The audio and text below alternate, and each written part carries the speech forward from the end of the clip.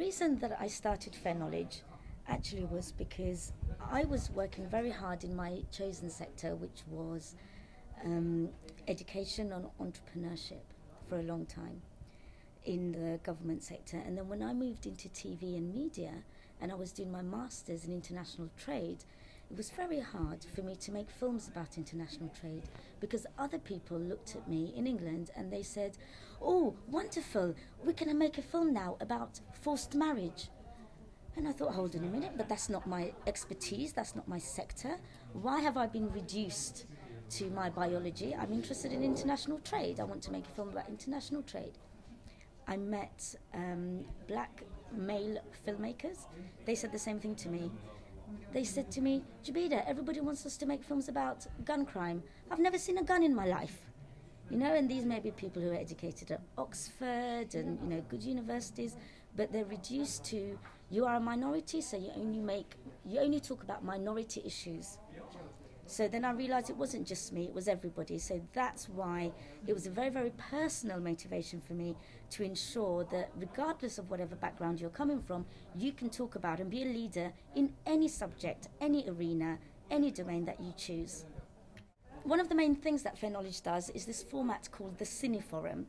And it's a mix of a film festival and a conference and a training event. But it's very mainstream. So, for example, I've done events on climate change. Next year, I'm very excited. I'm doing a film about space, going to Mars and things like that. But what I have, instead of all the people that you traditionally see being the experts on the panel, usually, you know, European, American, upper-class white men are always the leaders.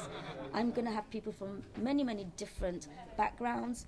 Half of the people are always women, and I want to showcase them on a very mainstream platform, not just sitting, you know, in a group and black people talking about black people's issues, but talking about the big global issues. And in the future, maybe in about 5 years' time, I want to see this approach becoming mainstream in all the different conferences and events and summits like this one.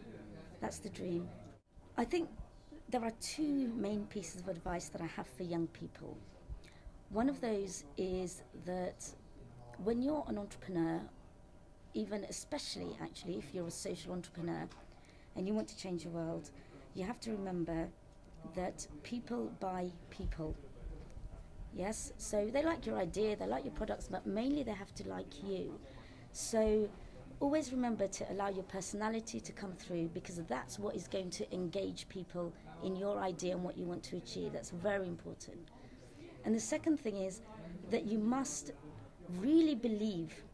So whatever you choose to do, make sure it resonates, that it connects with your deepest belief.